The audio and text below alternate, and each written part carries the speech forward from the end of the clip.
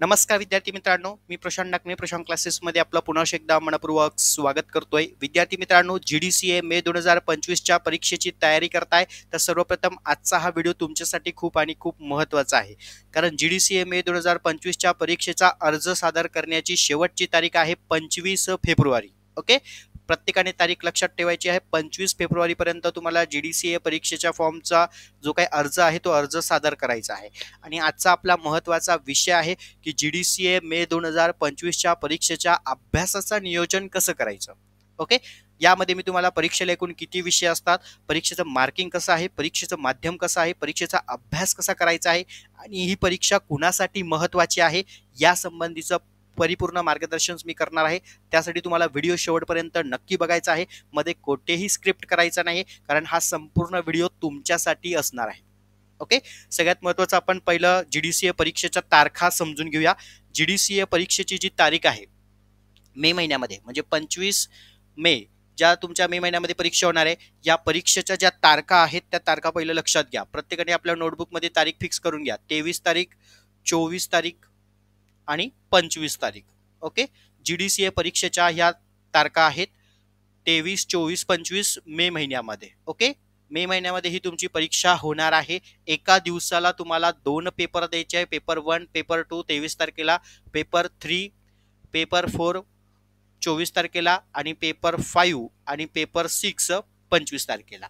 Okay, परीक्षेचं timing schedule कसं असणार आहे, पेपर 1 जो असणार तुमचा 10 ते त्या ठिकाणी 1. ओके, सेम तसंच तुमचं दुपारी त्याच दिवशी पेपर जो असणार आहे 23 तारखेला 2 ते 5 हे तुमचं शेड्यूल आहे. सेम शेड्यूल तुमचं पुढे असणार आहे टाइम टेबलचा. 24 तारखेला सकाळी 10 ते 1 आणि दुपारी 2 ते 5. पुन्हा 25 तारखेला शेवटी सकाळी 10 ते 1 आणि शेवटचा पेपर 2 ते 5 25 तारखेचा. ओके, असं हे तुमचं परीक्षेचं शेड्यूल असणार आहे.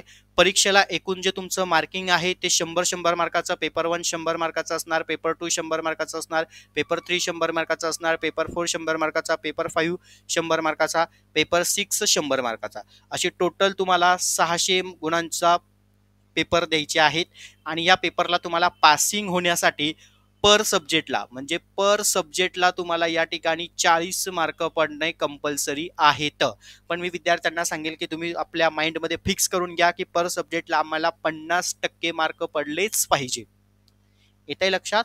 आणि ज्या विद्यार्थ्यांना 50% पेक्षा जास्त मार्क पाहिजे असेल आणि व्यवस्थित कमी कालावधीमध्ये जास्तीत जास्त स्टडी करायचा असेल तर प्रशांत क्लासेसची नवीन बॅचेस आपली या ठिकाणी त्या स्टार्ट होते आहे 29 जानेवारी पासून. इकडे लक्ष द्या, 29 जानेवारी पासून आपले एक नवीन बॅच चालू होत आहे, batch number 3. Okay, batch number 3 ज्या विद्यार्थ्यांना ऍडमिशन करायचं असेल तिथे नंबर देतो आहे 85 30 80 42 74. ओके, हा आपला व्हॉट्सअप नंबर आहे. या व्हॉट्सअप नंबरवरती कॉन्टॅक्ट करायचा आहे. सगळ्यात महत्त्वाचं, प्रत्येकाने आपला व्हॉट्सअप नंबर नोट डाऊन करून घ्या.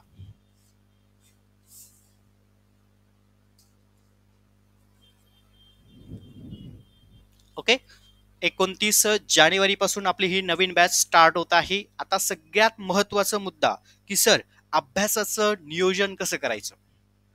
आता आम्ही परीक्षेचे 6 विषय जे आहे परीक्षेचं टाइम टेबल आम्ही समजून घेतलं. आमची परीक्षा ही 23 तारखेला होणार आहे मे महिन्यामध्ये, 23 24 25 ला. ओके, टाइम टेबल आम्ही समजून घेतलं. सगळ्यात महत्त्वाचं परीक्षेचे जे विषय आहेत ते पहिले समजून घ्या. पेपर 1 सहकारी गृहनिर्माण संस्थांचं व्यवस्थापन. चला प्रत्येकाने नोटबुक मध्ये नोट डाऊन करा, सहकारी गृहनिर्माण संस्था. ओके, त्यानंतर पुढे पेपर नंबर 2 ज्याला आपण अकाउंट्स असे म्हणतो, मराठीमध्ये त्याला जमा खर्च.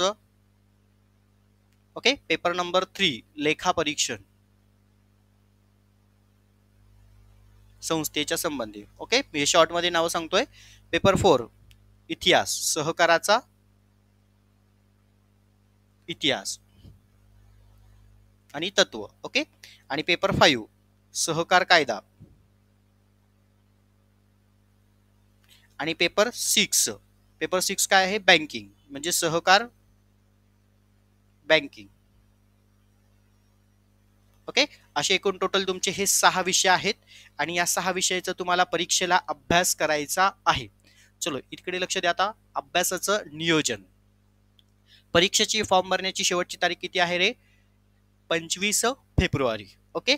पण त्याआधी आता एक मी महत्वाचा मुद्दा घेणार आहे. प्रत्येक विद्यार्थ्यांनी इकडे लक्ष द्यायचं आहे. सगळ्यात महत्वाचं, तुम्हाला GDCA ची परीक्षा का द्यायची आहे हे पहिलं क्लिअर करा. कारण बरेचशा विद्यार्थ्यांच्या बाबतीत प्रॉब्लेम काय होतो माहितीये का? सर मित्राने सांगितलंय, सर आमच्या एका कोणत्या तरी सरांनी सांगितलंय, सर आमच्या रिलेटिव्ह मध्ये सांगितलंय, किंवा माझी मैत्रीण परीक्षा देते म्हणून मला GDCA ची परीक्षा द्यायची आहे. या कारणासाठी तुम्ही परीक्षा देताय का? नाही. परीक्षा दिल्यानंतर तुम्हाला त्याचा काय फायदा होणार आहे हे आधी पहिले समजून घ्या ना.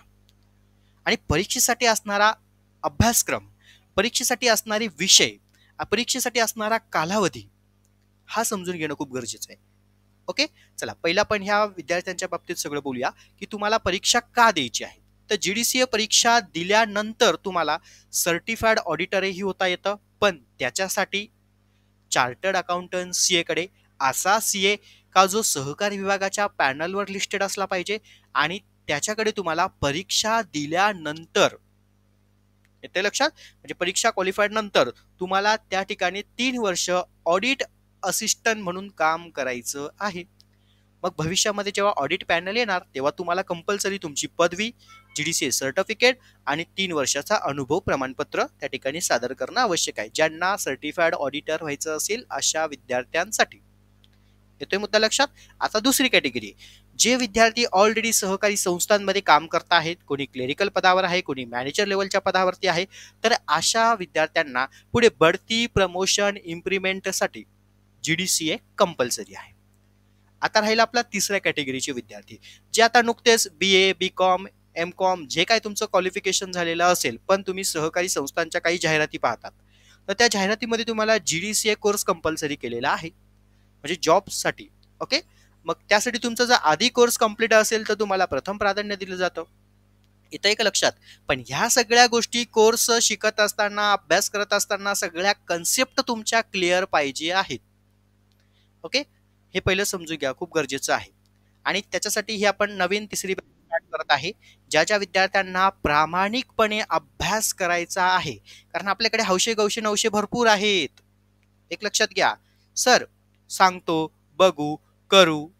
लक्षात ठेवा, सगळ्यात महत्वाचा मुद्दा, परीक्षेचा कालावधी खूप कमी आहे, वेळ कमी आहे, विषय जास्त आहे, नवीन घटकांवर काही टॉपिक्स आहे, त्याचा आपल्याला सराव करणं, अभ्यास करणं खूप गरजेचं आहे.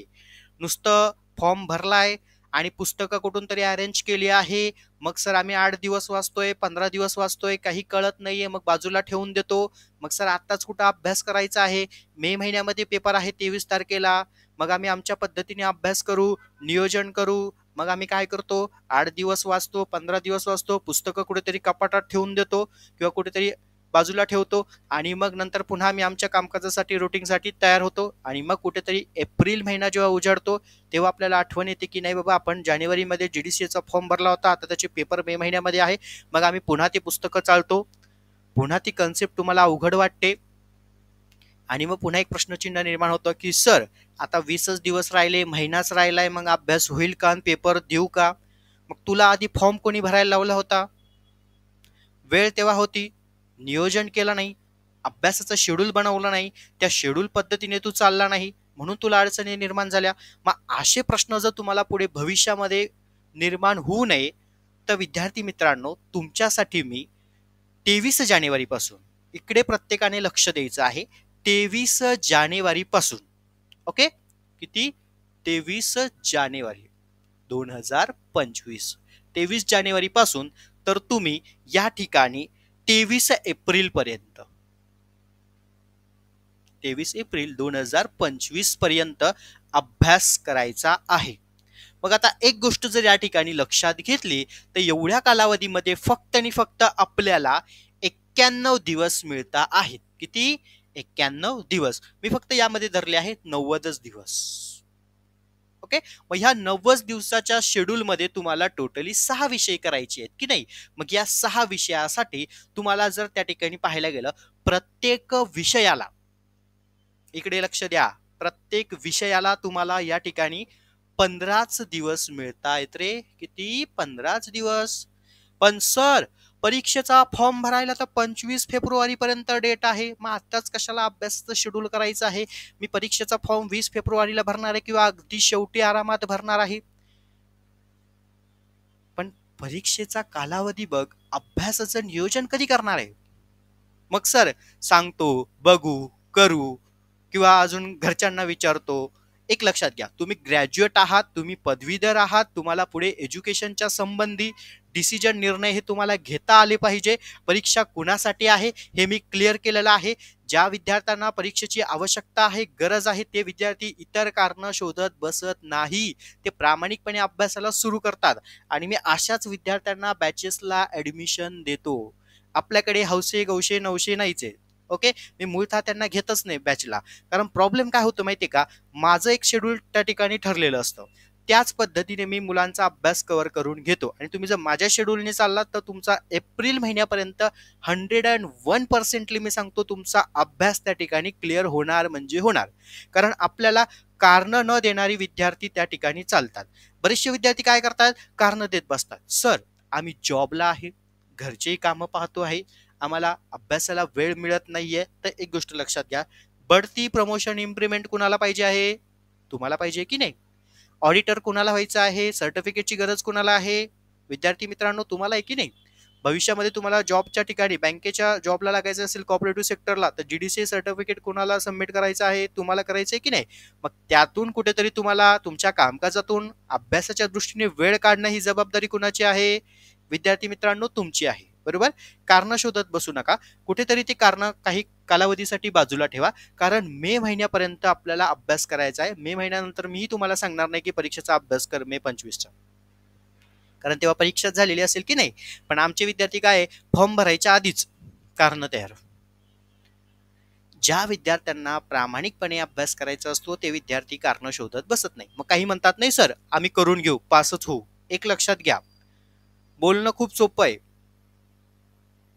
बोलणं खूप सोपं आहे, प्रॅक्टिकली गोष्टी करणं खूप अवघड आहे.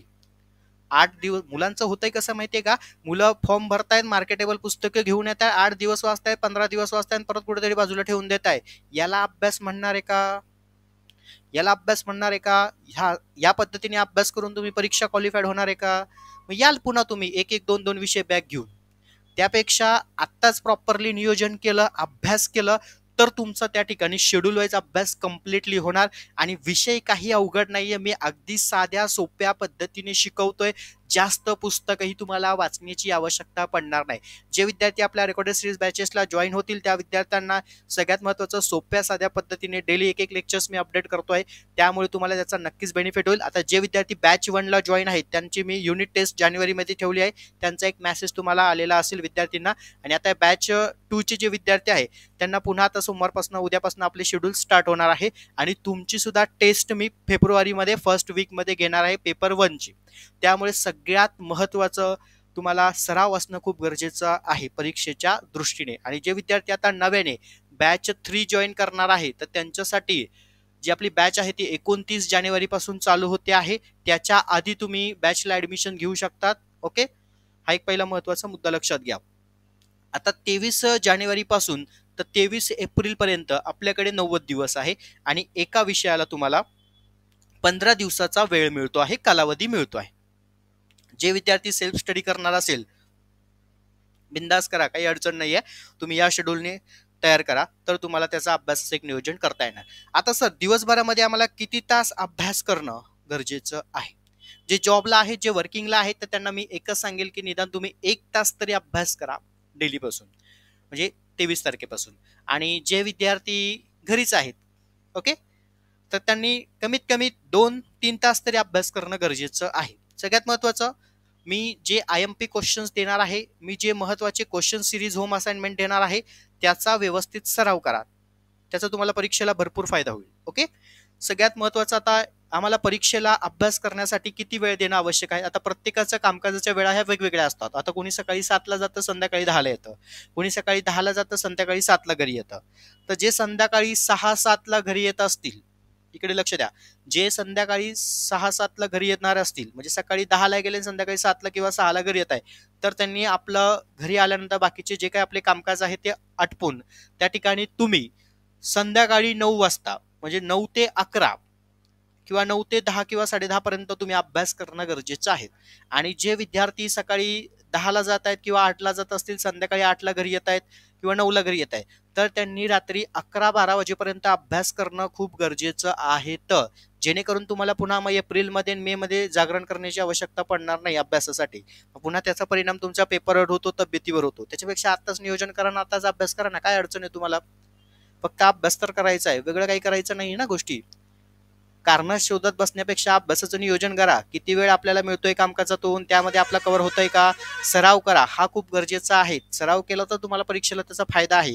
कारण इथं काही विषय असे आहेत की थेरॉटिकली विषय आहेत. इथं काही विषयांमध्ये फेकून चालत नाही.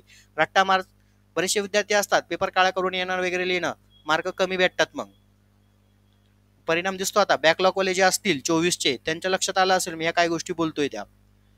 उगाच काहीतरी सांगत बसता, आम्ही 2 सप्लिमेंट जोडले आणि 3 सप्लिमेंट जोडले आणि मार्क मिळतात 45 आणि 55 रेंजला. काय फायदा त्याचा? इथं आपले काही विद्यार्थी एकच उत्तरपत्रिकेमध्ये संपूर्ण पेपर कव्हर करून 70-75 मार्क घेत आहे आणि तुम्ही सप्लिमेंट जोडून असं काय लिहिताय वेगळं? तर लिहिण्याची पद्धतही त्या ठिकाणी असते. आम्ही काय करतोय, पुस्तकी किडा बनण्याचा प्रयत्न करतोय. पुस्तकी किडा बनायचं नाहीये. विषय काय विचारला आहे, विषयामध्ये प्रश्न काय विचारले आहे, त्या प्रश्नाचं प्रेझेंटेशन उत्तर तुम्ही कसं प्रेझेंट करणं हे गरजेचं असतं. हेच त्या ठिकाणी उत्तर तपासणारे अधिकारी वर्ग असतात, ते ह्या गोष्टी पाहत असतात. सर्वांना प्रश्नपत्रिका ही एकच असते. बऱ्याचशा मुलांच्या बाबतीत प्रश्नचिन्ह निर्माण होतं, सर आम्ही ह्या जिल्ह्यामध्ये ना, आम्हाला वेगळी प्रश्नपत्रिका येईल का? असं काही नाही रे. उगाच काहीतरी कुठं कोणाचं तरी ऐकत बसतात आणि काही प्रश्न विचारत बसतात. प्रश्नपत्रिका ही सर्वांना एकच असते. सगळे विद्यार्थी परीक्षा अटेम्प्ट करतायत, मग उत्तरं लिहिण्याची पद्धत ही आपली पण योग्य पाहिजे की नाही. सगळ्यात महत्वाचा मुद्दा म्हणजे आपलं अक्षर. हा सगळ्यात मॅटर त्या ठिकाणी करत असतो. अक्षर सुधरावा. कारण आपल्याकडे होम असाइनमेंट सराव प्रश्नपत्रिका आम्ही यासाठीच घेतोय की तुमचं अक्षर सुधरेल. कारण आमचे काही विद्यार्थी असे आहेत की 10-10, 12-12 वर्ष जॉब करतायत, पण त्यांचा शिक्षणाचा आणि मध्ये जो काही गॅप पडलेला आहे, त्यामुळे त्यांचा लिखाणाचा सराव नाहीये. आता थोडे तर कष्ट तर तुम्हाला घ्यावंच लागणार आहे, बरोबर की नाही? कष्टाशिवाय तुम्हाला फळ मिळणार नाही. आणि शॉर्टकट मेथड मारणार तर त्याचं शॉर्टकटच फळ मिळणार. एवढं गोष्ट लक्षात ठेवा. प्रामाणिकपणे अभ्यास करायचा असेल तर सराव सातत्यता असणं गरजेचं आहे. आता ह्या गोष्टी मी तुम्हाला का सांगतो आहे, कारण बरेचसे विद्यार्थी असे आहेत, हे सगळे हौशे गौशे नवशांमधले येणारे आहेत. तर हे काय करता माहितीये का, फॉर्म भरताय किंवा कोणी कुठेतरी ऐकताय आणि मग फॉर्म भरतात आणि अभ्यास करत नाही आणि मग पुन्हा त्यांना ह्या अडचणी निर्माण होतात. त्यामुळे व्यवस्थित अभ्यास 23 जानेवारी पासून तुम्हाला स्टार्ट करायचा आहे. त्याच्या आधी 3 दिवस म्हणजे आज 19 तारीख आहे, 20, 21, 22 3 दिवस जे जे विद्यार्थी आता व्हिडिओ पाहतील, तर त्यांनी आपलं पहिलं अभ्यासाचं नियोजन तयार करा. ओके, हा पहिला महत्वाचा मुद्दा. आणखीन एक पॉइंट आहे की परीक्षेचा फॉर्म पहिला भरून द्या. ओके, कारण लेट करू नका. जेवढं लेट कराल तेवढं तुम्हाला पुढे प्रॉब्लेम क्रिएट होऊ शकतात. त्यामुळे परीक्षेचा फॉर्म लवकरात लवकर सबमिट करा आणि अभ्यासाला स्टार्ट करा. हा एक महत्वाचा मुद्दा. परीक्षेचा फॉर्म भरताना जर तुमच्या मार्कशीटमध्ये जर काही नावात बदल असेल किंवा स्पेलिंग मध्ये काही गडबड असेल, आधार कार्डवरचं नाव वेगळं येतंय आणि स्पेलिंग मध्ये गडबड होतंय, तर तुम्ही गॅझेट वगैरे काढून त्यामध्ये नावात बदल आहे या संबंधीचा ऑप्शन दिलाय, तिथे टिक करून तुम्ही गॅझेट अपलोड करा. जर महिलांच्या बाबतीमध्ये जर तुमच्या नावात बदल असेल, म्हणजे आफ्टर मॅरिड मध्ये तुम्ही आधार कार्ड चेंज केलं आणि मार्कशीट वरती नाव वेगळं आहे, तर अशा वेळेस तुम्ही त्या ठिकाणी जे काही मॅरेज सर्टिफिकेट आहे ते तुम्ही अपलोड करणं आवश्यक आहे. तर नाहीतर अदरवाईज तुम्ही फॉर्म भरलात आणि नंतर रिजेक्ट झाला, काहीतरी चुकीचे डॉक्युमेंट अपलोड केले, तर त्याला तुम्ही जबाबदार असतात, एक लक्षात घ्या. आणि आणखीन एक महत्वाचा पॉईंट, युजर नेम पासवर्ड शेवटपर्यंत जतन करून ठेवा रे. ओके, जर तुमच्याकडे लक्षात राहत नसेल तर माझ्यावर विश्वास असेल तर माझ्याकडे पाठवा, आपल्याकडे सुरक्षित राहतोय. ज्यावेळेस तुमचा निकाल लागेल, हॉल तिकीट्स येणार, त्यावेळेस मी तुम्हाला वैयक्तिक या सगळ्या गोष्टी त्या ठिकाणी प्रोव्हाइड करत असतो. पण विश्वास असेल तर पाठवा, कारण बऱ्याचशा विद्यार्थ्यांना विश्वास नसतो. हा एक महत्वाचा मुद्दा आहे. कारण एवढं मी तुम्हाला या सगळ्या गोष्टी सांगतोय, करतोय, आणि त्याच्यासाठी तुम्ही पण तेवढा विश्वास ठेवणं खूप गरजेचं आहे. सगळ्या गोष्टी नियोजन पद्धतीने होत असतात, कुठेही घाई करून चालत नाही. हा एक पहिला मुद्दा समजून घ्या. नाहीतर बरेचसे मुलं काय करतायत, बॅच जॉईन की सर बाकीचे विषय कधी घेणार. अरे त्याला एक स्टेप बाय स्टेप प्रोसेसिंग असते, त्यानुसारच त्या गोष्टी कव्हर करणं गरजेचं आहे. वन टाइम सगळं दिलं तुम्हाला काय करणार आहे, मी तर उद्या काही शिकून मोकळा होईल, समजेल का? नाही ना. तर त्याच्यासाठी प्रॉपरली विषयानुविषयी त्या ठिकाणी तुमचे कव्हर होणं गरजेचं आहे. सर्वांना एप्रिल महिन्यापर्यंत तुमचा पूर्ण अभ्यासक्रम कंप्लीट होणार आहे, त्याची जबाबदारी माझी आहे, टेन्शन घेऊ नका. आणि आणखीन एक महत्वाचा मुद्दा, ज्या ज्या गोष्टी मी तुम्हाला वेळेत देणार आहे, होम असाइनमेंट असतील किंवा सराव प्रश्नपत्रिका असतील, त्या तुम्ही आम्हाला वेळेत कंप्लीट करून देणं आवश्यक आहे. जर तुम्ही कारण काढणार असाल, सर जॉबला वेळ भेटत नाही, माझं त्यामध्ये काही जाणार नाही, तुमचाच हवं तर त्या ठिकाणी वेळ एक्स्ट्रा वाढणार आहे अभ्यासाच्या दृष्टीने. कारण मी जे सराव प्रश्नपत्रिका जे देतोय किंवा जे सराव क्वेश्चन तुम्हाला जे देतोय ते परीक्षा ओरिएंटल येणारे 101% क्वेश्चन आहे. त्याचाच व्यवस्थित अभ्यास सराव तुम्हाला करायचा आहे. येतंय लक्षात? त्यामुळे जे विद्यार्थी कारण काढणारे असतील तर त्यांना मी अधिक महत्त्वाची सूचना देईल की तुम्हाला खरोखरच पेपर द्यायचे आहेत का? पेपर द्यायचा असेल तर तुम्हाला मे महिन्यापर्यंत अभ्यास करणं गरजेचं आहे ना, बरोबर की नाही? उगाच मग फॉर्म भरायचा आणि मग दाखवायचं 8-15 दिवस अभ्यास करतोय आणि नंतर कव्हर होत नाही, सर घरी भरपूर काम आहे, तो पुन्हा जॉब वर्किंगमुळे मला वेळच भेटत नाही हो, मग मी आता एक करतो पुढच्या वर्षी परीक्षा देतो. कशाला वायफर पैसे घालवताय वाया? नाही शक्य होते ना तर पुढच्या वर्षी द्या ना, काय अडचण आहे? येते लक्षात? आपली जूनची एक नवीन बॅच सिरीज स्टार्ट होते, त्याला तुम्ही जॉईन करा. ओके.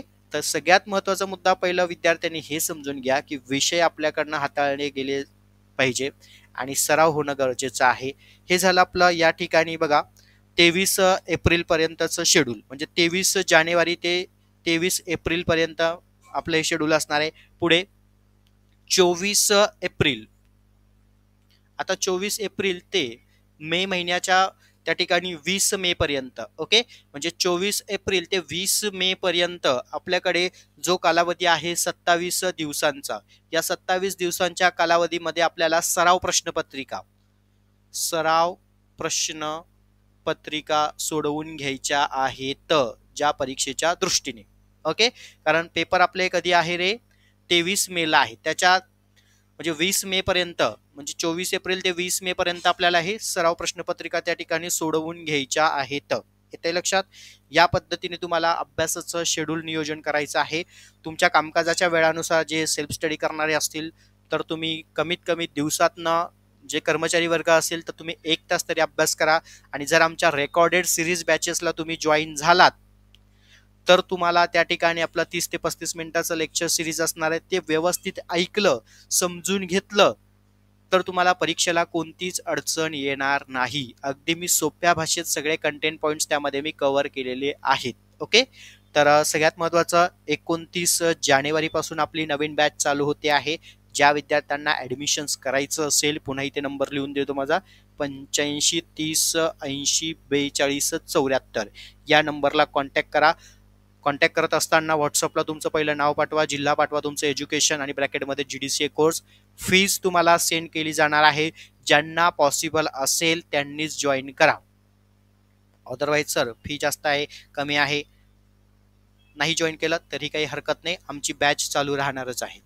जे जे विद्यार्थी प्रामाणिक आहे, ज्यांना अभ्यास करायचा आहे, ते विद्यार्थी जॉईन करतात. ओके, तर सगळ्यात महत्त्वाचा मुद्दा, अभ्यासाचं शेड्यूल प्रत्येकाने तयार करा.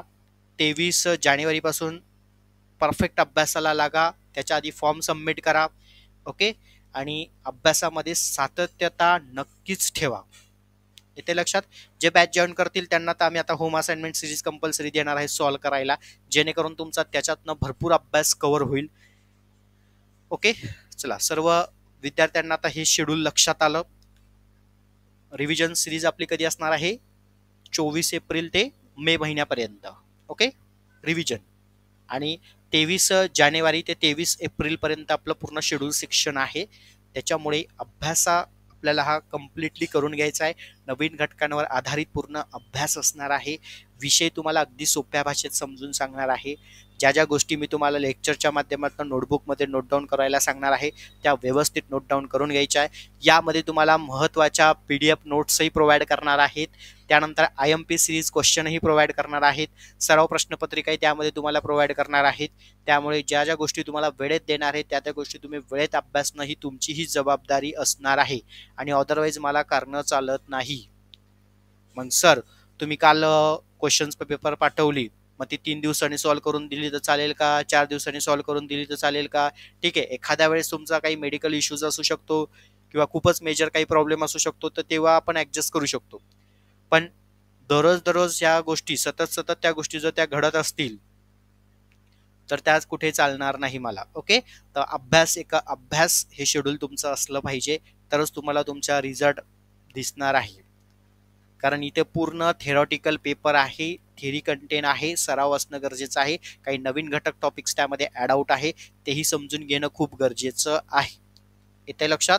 सर्व विद्यार्थ्यांना परीक्षेच्या दृष्टीने ऑल द बेस्ट देतो. सर्वांनी व्यवस्थित अभ्यास करा, अभ्यासाला सुरू करा ज्यांनी अजून केलेलं नसेल. ओके, पुन्हा एकदा परीक्षेच्या दृष्टीने ऑल द बेस्ट. त्यांना सर्व विद्यार्थ्यांना आजचा व्हिडिओ जर मनापासून आवडला असेल विद्यार्थी मित्रांनो, तो व्हिडिओला नक्की सबस्क्राईब करून ठेवा, बेल आयकॉनला क्लिक करा, जेणेकरून आपले नवनवीन महत्त्वपूर्ण व्हिडिओ हे तुमच्यापर्यंत पोहोचतील. आणि सगळ्यात महत्त्वाचं, लाईक मात्र नक्की करत चला. ओके, आणि आपल्या प्रत्येक विद्यार्थ्यांपर्यंत जे कोणी तुमचे मित्रमैत्रिणी असतील तर त्यांच्यापर्यंत हा व्हिडिओ पोहोचवा, की त्यांना देखील एक अभ्यासाचं नियोजन शेड्यूल तयार करता येईल. ओके, धन्यवाद.